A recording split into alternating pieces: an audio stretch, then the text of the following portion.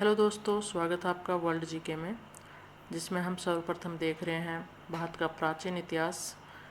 प्राचीन इतिहास को जानने के प्रमुख स्रोत तो कौन कौन से हैं। हमने सर्वप्रथम देखा था सैंधव घाटी सभ्यता। इसके बाद हम देख रहे हैं प्राग इतिहास काल में, जो कि आता है पूरा पाषाण काल, मध्य पाषाण काल और नव पाषाण काल। इनको हम डिस्कस करने वाले हैं। लास्ट वीडियो हमने पूरा पाषाण काल को देख लिया था। आज के वीडियो में देखें मध्य पाषाण काल, नव पाषाण काल, ताम्र पाषाण काल, संस्कृतियाँ और लोह काल को देखेंगे। तो ध्यान से देखिएगा, सारे क्वेश्चन जो इम्पोर्टेंट बनते हैं उन्हीं को मैं यहाँ पर ध्यान में रखते हुए ऐड करूँगी। तो अगर वीडियो अच्छा लगे तो लाइक ज़रूर कर दीजिएगा और चैनल पर नए हैं तो इसको सब्सक्राइब कर लीजिएगा। मध्य पाषाण काल की बात करें तो सर्वाधिक महत्वपूर्ण उपलब्धि जो है मध्य पाषाण काल की, तो मनुष्य का पशुपालक बनना था। यानी पशु पालने शुरू कर दिए थे मध्य पाषाण काल में। और इसके साक्ष्य कहाँ से मिले हैं, तो मध्य प्रदेश में आदमगढ़ और राजस्थान में बागोर, यहाँ से पशुपालन के प्राचीनतम साक्ष्य मिले हैं। तो ध्यान रखिए, मध्य पाषाण काल की महत्वपूर्ण उपलब्धि क्या थी? पशुपालन था। नवपाषाण काल में कृषि भी करना सीख गया था और पशुपालन कहाँ सीखा है? मध्य पाषाण काल में। तो मध्य प्रदेश में आदमगढ़ और राजस्थान में बागोर, यहाँ से एक विस्तृत खुदाई से पशुपालन के साक्ष्य मिले हैं। नेक्स्ट बात करेंगे, संक्रमण काल कहलाता है। ये कैसे कहलाता है? तो पूरा पाषाण काल और नव पाषाण काल के इन दोनों की कड़ियों को जोड़ता है। कैसे जोड़ता है? मध्य पाषाण काल की शुरुआत जो है पूरा पाषाण काल के अंत, यानी जब पूरा पाषाण काल का अंत होता है वहीं से मध्य पाषाण काल की, यानी उसी से शुरुआत हो जाती है और मध्य पाषाण काल के अंत तक आते आते नव पाषाण काल की शुरुआत हो जाती है। इसीलिए इसको संक्रमण काल भी कहते हैं। और बात करें साक्ष्य की, तो सांबर झील के जमावों के अध्ययन से पता चलता है कि ये जमाव कब के हैं, तो 7000 से 600 ईस्वी पूर्व के आसपास के हैं। और इनसे पता चला है कि पौधे लगाए जाते थे। और ये साक्ष्य किसके हो गए? पूरा पाषाण काल के हो गए, 7000 से 600 ईस्वी पूर्व के। तो सांबर झील से मिले हैं ऐसे साक्ष्य। इससे अनुमान लगाया जाता है कि मध्य पाषाण काल की शुरुआत जो है पूरा पाषाण काल से ही शुरू हो गई थी। यानी उसके अंत में आते आते मध्य पाषाण काल की शुरुआत हो गई थी। इसीलिए इसको संक्रमण काल भी कहते हैं। स्थलों की बाद में बात करेंगे, औजारों की बात कर लेते हैं। औजार, तीक्ष्ण व परिष्कृत औजारों का प्रयोग होता था मध्य पाषाण काल में। प्रमुख औजार कौन कौन से थे? एक धार ब्लेड, अर्धचक्राकार, वेदनी और संबलंब। इसके बाद हम बात करेंगे कि कौन कौन से स्थल हैं जहाँ से मध्य पाषाण काल के साक्ष्य मिलते हैं। तो क्वेश्चन बनता है यहाँ से। तो राजस्थान में बागौर और तिलवार स्थान से मध्य पाषाण काल के अवशेष मिले हैं। गुजरात की बात करें तो लगनाज व बलसाना। उत्तर प्रदेश की बात करें तो सराय नाहर राय, चौपानी मांडो, महादहा व दमदमा। तो याद रखने हैं ये स्थान पूछे जाते हैं कि कौन सा स्थान मध्य पाषाण काल से संबंधित है या पूरा पाषाण काल से संबंधित है या नव पाषाण काल से संबंधित है। मध्य प्रदेश की बात करें तो भीमबेटका और आदमगढ़। भीमबेटका से ही, यानी भीमबेटका से पूरा पाषाण काल के भी अवशेष मिले हैं और मध्य पाषाण काल के भी मिले हैं। तो मध्य प्रदेश के दो स्थल कौन से हो गए? भीमबेटका और आदमगढ़। और आदमगढ़ से ही पशुपालन के साक्ष्य मिलते हैं। दक्षिण में बात करें तो कौन कौन से स्थान हैं? सगनकल, रेणुगुट्टा और तिन्नेवेली। 3 स्थल हैं, ध्यान रखना है। दक्षिण में कौन से हैं? सगनकल, रेणुगुट्टा और तिन्नेवेली। पूर्वी भारत की बात करें तो मयूरभंज, सुंदरगढ़ और सैबालगिरी। तो ये स्थान याद रखने हैं कौन कौन से मध्य पाषाण काल से संबंधित हैं। तो यहाँ पर हमारा मध्य पाषाण काल कंप्लीट होता है। इसके बाद हम देखते हैं शैल चित्रकला, इसका भी बड़ा महत्व है, तो देखेंगे इसको। शैल चित्रकला की बात करें तो पूरा पाषाण काल और मध्य पाषाण काल के शैलाश्रयों में उत्कीर्ण चित्रों से तत्कालीन मानव की कलात्मक अभिव्यक्ति प्रकट होती है। तो ये स्पष्ट है, मानव की कलात्मक अभिव्यक्ति प्रकट होती है शैलाश्रयों से। पूरा पाषाण काल की शैल चित्रकला के अवशेष कहाँ से मिले हैं? भीमबेटका से प्राप्त हुए हैं। क्वेश्चन आता है शैल चित्रकला के सर्वाधिक अवशेष कहाँ से मिले हैं? तो वो है भीमबेटका। 10 वर्ग किलोमीटर क्षेत्र में 500 के लगभग शैलाश्रयों में इसके अवशेष मिलते हैं, जिसमें छोटे चित्र भी हैं तथा 3 मीटर लंबे चित्र भी निर्मित हैं।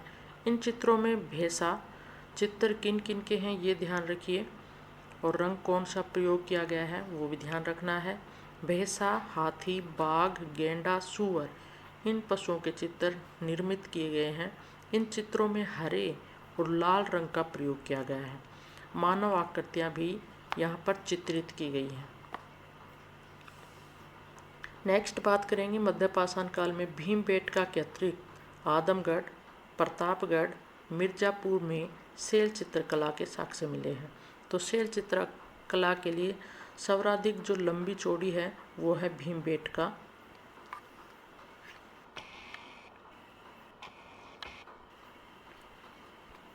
और इसके अतिरिक्त बात करें तो आदमगढ़, प्रतापगढ़, मिर्ज़ापुर यहाँ से भी मिले हैं। नेक्स्ट बात करेंगे शैल चित्रकला से किसकी जानकारी मिलती है? भौतिक व सामाजिक जीवन की।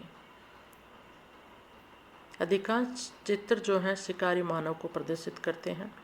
इन्हीं साक्ष्यों के माध्यम से ही अनुमान लगाया जाता है कि किस प्रकार का जीवन यापन करता था। शैलाश्रयों पर जो चित्रण किए गए हैं उन्हीं से हम अनुमान लगा सकते हैं, नहीं तो हमारे पास ऐसा कुछ भी साक्ष्य नहीं है जिससे हम कह सकें कि पूरा पाषाणकालीन मानव कैसा था। तो इनका बड़ा महत्व है। पशुओं के आखेट के चित्र हैं। इसके अतिरिक्त मछली पकड़ने, खाद्य संग्रह, समाधान पत्ती, यौन संबंध और अनुष्ठान आदि के चित्र भी यहाँ पर मिलते हैं। नवपाषाण काल की बात करेंगे तो मध्य पाषाण काल में तो पशुपालन करना सीख गया था। इम्पोर्टेंट बात उसमें ये थी, पूछे जाते हैं क्वेश्चन। और नवपाषाण काल में पहली बार कृषि करना सीखा। कृषि करना कब सीखा? नवपाषाण काल में। कृषि क्रम ने अनाज के संग्रह, भोजन की पत्ती हेतु मर्द भांडों का निर्माण प्रारंभ किया। अनाज उपजाने लग गया है तो सीधी सी बात है उसका संग्रह भी करना पड़ेगा, तो मर्द भांडों की जरूरत पड़ी और मर्द भांड बनाए गए, यानी इनका प्रारंभ हो गया। कृषि क्रम की आवश्यकताओं के अनुरूप प्रस्तर उपकरण अधिक धारदार व सुघड़ बनने लगे। उन पर पालिश भी की जाने लगी, यानी कृषि की जाने लगी है तो उपकरण भी अच्छे चाहिए, तो यानी उन्नत होता चला जा रहा है। अनाज उत्पादन से जीवन में स्थायित्व की प्रवृत्ति आई। नहीं तो पहले मानव एक स्थान से दूसरे स्थान पर घूमता रहता था शिकार करने की इच्छा से, लेकिन अब कृषि करने लग गया, अनाज उपजाने लग गया, तो उसे इधर उधर भटकने की जरूरत नहीं पड़ी। तो एक तरह से स्थायित्व आया तथा ग्राम संस्कृति की स्थापना हुई। भारत में नवपाषाण युगीन सभ्यता के 3 प्रमुख क्षेत्र रहे। कौन कौन से? उत्तर पश्चिमी क्षेत्र, उत्तर पूर्वी क्षेत्र और दक्षिण क्षेत्र। उत्तर पश्चिमी क्षेत्र में नवपाषाण युगीन सभ्यता की प्रमुख विशेषता क्या थी? गेहूं और जौ का उत्पादन किया जाता था। कच्ची ईंटों के आयताकार मकान बनाए गए और बड़े पैमाने पर पशुपालन आदि इस प्रकार के साक्ष्य मिलते हैं उत्तर पश्चिमी क्षेत्र से। उत्तर पश्चिमी क्षेत्र में 5000 ईस्वी पूर्व के बाद से मर्द भांडों के अवशेष प्राप्त हुए, जो भारत में उपलब्ध प्राचीनतम है। यानी उत्तर पश्चिमी क्षेत्र से जो मर्द भांड मिले हैं वो सबसे प्राचीनतम है, ध्यान रखना है। और प्राचीनतम यानी सर्वप्रथम कृषि बस्ती या कह सकते हैं कृषि के साक्ष्य कहाँ से मिले हैं, वो है मेहरगढ़। नवपाषाणकालीन युग के प्रमुख केंद्रों की बात करें तो कश्मीर घाटी में बुर्ज-होम और गुफकराल प्रमुख रहे। बुर्ज-होम में मनुष्य की कब्र में कुत्ते को भी साथ दफनाए जाने के साक्ष्य प्राप्त हुए हैं। तो क्वेश्चन आता है कि कुत्ते को साथ दफनाने के साक्ष्य कहाँ से मिले हैं, तो वो मिले हैं बुर्ज-होम से। तो ये स्थल कहाँ पर है? जम्मू कश्मीर में। विंध्य क्षेत्र में बैलेन घाटी और मिर्ज़ापुर में भी नवपाषाण युग के अनेक स्थल मिले हैं। तो ये मैं पहले ही बता चुकी हूँ, नवपाषाण काल के यहाँ पर साक्ष्य मिले। इम्पोर्टेंट यहाँ पर है चावल के प्राचीनतम साक्ष्य कहाँ मिले हैं, वो है कोल्डी हवा। तो कृषि के साक्ष्य मिले हैं मेहरगढ़ से। और बात करें चावल की तो वो है कोल्डी हवा। और बात करें सबसे प्राचीनतम मर्द भांडों की तो वो साक्ष्य भी कहाँ से मिले हैं? नवपाषाण काल से मिले हैं।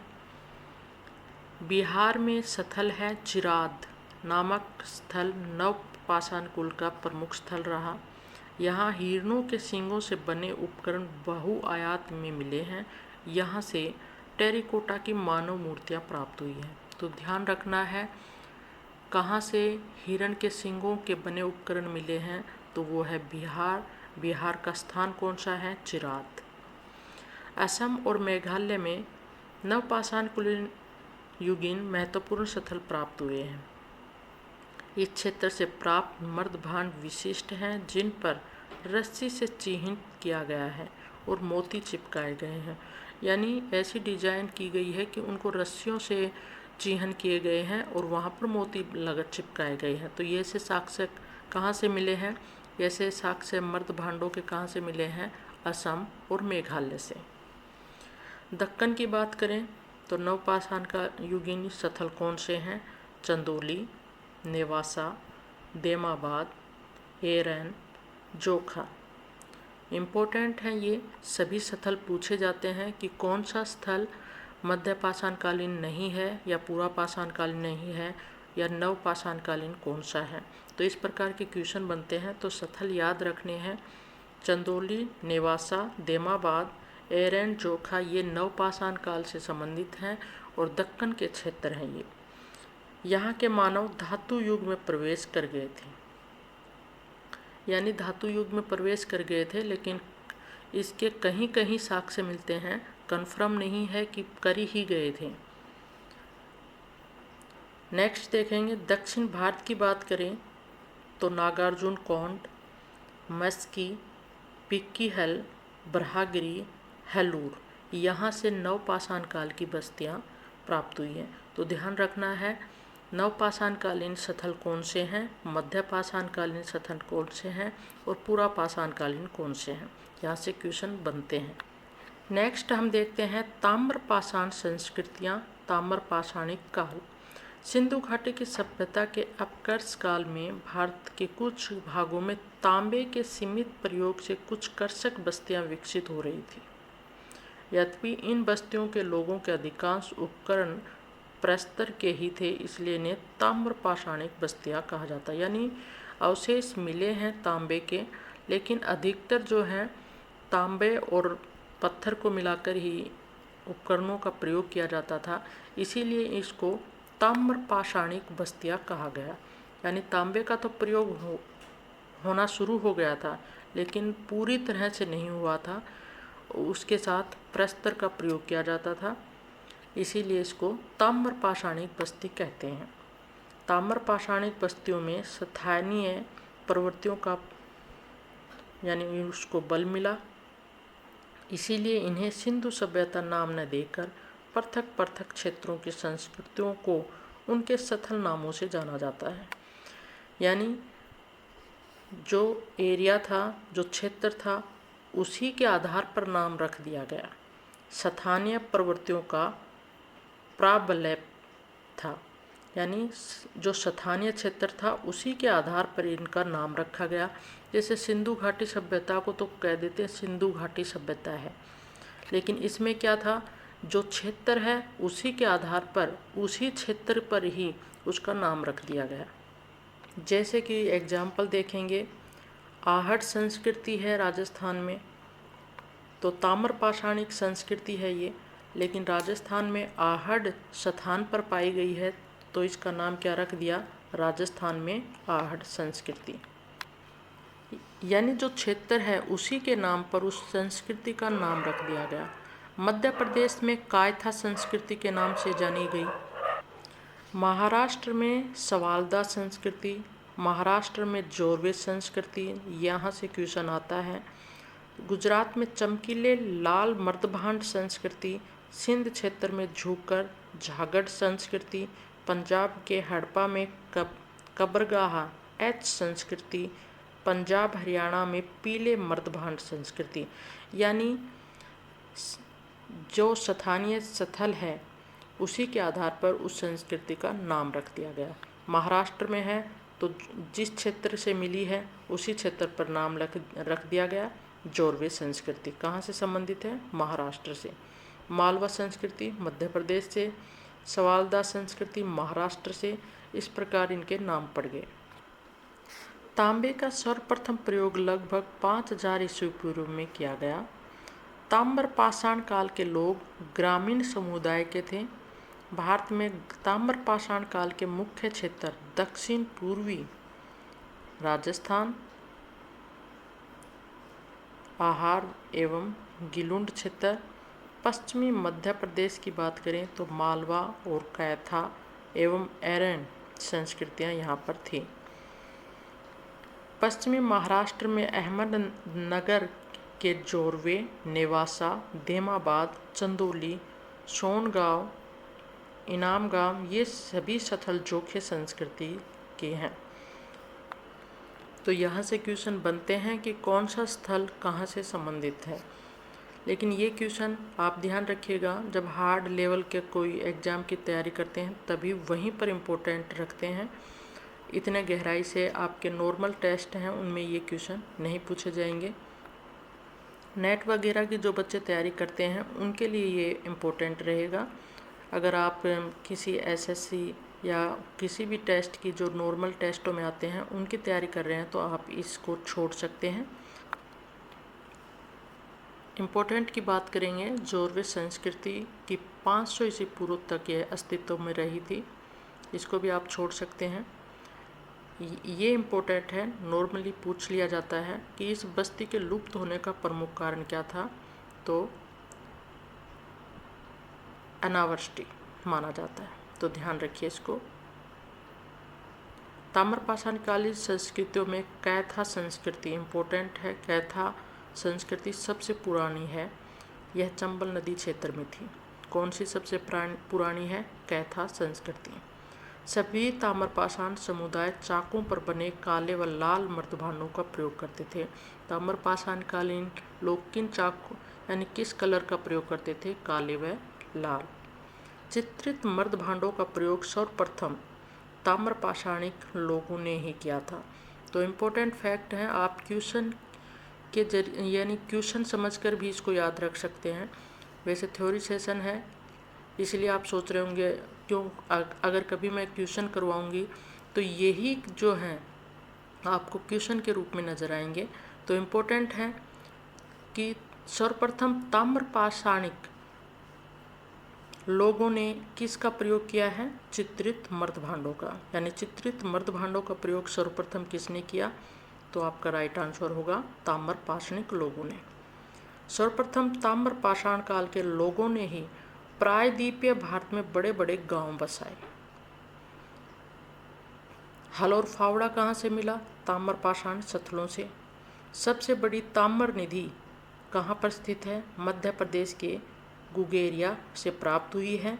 इसमें 424 तांबे के उपकरण हैं तथा 102 चांदी के पत्थर मिले हैं। लास्ट में लोह काल को भी देख लेते हैं हम। उत्तर भारत में ताम्र काल के बाद लोह काल प्रारंभ हुआ, जो कि मगध के उत्कर्ष का प्रमाण है। यानी मगध का जो सर्वाधिक परचम मगध का ही फैला था। उसका कारण क्या था, तो लौह काल उसका प्रमुख कारण रहा, क्योंकि लौह यहाँ से सर्वाधिक मात्रा में प्राप्त हुआ, तो ये सब सर्वाधिक उपयोगी रहा। और लोहा, तो इसीलिए मगध का सर्वाधिक उत्कर्ष हुआ था। किसके कारण? लौह काल के कारण, क्योंकि लौह यहाँ से सर्वाधिक मात्रा में प्राप्त हुआ। दक्षिण भारत में पाषाण काल के पश्चात लौह काल आया। दक्षिण भारत में स्वतंत्र रूप से लौह को खोजा गया और उसका बहुत बाद में प्रयोग किया गया। यानी दक्षिण भारत में पाषाण काल के पश्चात ही लौह काल आ गया था, लेकिन इसको स्वतंत्र रूप से बाद में खोजा गया और इसका उपयोग भी बाद में हुआ। तो कहीं कहीं पर साक्ष्य मिल जाते हैं, कन्फर्म नहीं हुआ, लेकिन तो पहले ही मिल गए थे, लेकिन बाद में इसको अच्छी तरह से खोजा गया और फिर इसका प्रयोग किया गया। और सर्वाधिक प्रयोग में कौन लाने में सफल रहा? तो वो था मगध राज्य, और इसी के कारण इसका उत्कर्ष सर्वाधिक फैला। 6ठी शताब्दी में पूर्वी उत्तर प्रदेश, पश्चिमी बिहार में लोहे का अधिकाधिक प्रयोग होने लगा। इससे अतिरिक्त उपज व अन्य आर्थिक परिवर्तन हुए, विविध शिल्पों का उदय हुआ, क्षेत्रीय भावना जागृत हुई। तो 6ठी शताब्दी में मगध का जो उत्कर्ष देखते हैं आप, तो वो लौह काल के कारण ही संभव हो पाया। तो यहाँ पर लिखा भी है, पूर्वी उत्तर प्रदेश और पश्चिमी बिहार में लोहे का अधिकाधिक प्रयोग होने लगा, जिससे उपज, यानी ऐसे उपकरण बनाए गए लोहे से जिससे उपज में सहायता हुई, आर्थिक सहायता मिली, अच्छे अच्छे उपकरण बने। तो एक तरह से डेवलप होता चला गया। किसके कारण? लोहे के कारण। तो मगध के उत्कर्ष का क्या कारण था? लोहा था। तो आज के वीडियो में इतना ही। हमारा ये चैप्टर जो था प्रागैतिहासिक काल का, उसमें हमने पूरा पाषाण काल, मध्य पाषाण काल, नव पाषाण काल, शैल चित्रकला, इसके बाद ताम्र पाषाण काल संस्कृतियाँ, और उसके बाद हमने लौह काल को देखा। तो हमारा ये चैप्टर कंप्लीट होता है। नेक्स्ट वीडियो में नेक्स्ट टॉपिक को लेंगे, और लास्ट में जब ये सभी थ्योरी सेशन कंप्लीट हो जाएंगे, उसके बाद हम क्वेश्चंस देखेंगे। वैसे तो अगर आप थ्योरी सेशन को ध्यान से देखेंगे तो सभी क्वेश्चन आपके यहीं से सोल्व हो जाएंगे, लेकिन अगर बाद में ज़रूरत पड़ी तो मैं ये सभी थ्योरी सेशन कंप्लीट करवाने के बाद इम्पोर्टेंट क्वेश्चंस का एक सीरीज डालूँगी, ताकि आपके क्वेश्चन भी सारे सोल्व हो जाएं। लेकिन जहाँ तक होगा यहीं से सारे क्वेश्चन आ जाते हैं। अगर आपको थ्योरी सेशन को अच्छे से देखते हैं तो आपके सभी क्वेश्चन कंप्लीट हो जाएंगे। तो नेक्स्ट वीडियो में एक बार फिर से मिलेंगे। अगर वीडियो अच्छा लगा हो तो लाइक ज़रूर कर दीजिएगा, और चैनल पर नए हैं तो सब्सक्राइब कर लीजिएगा।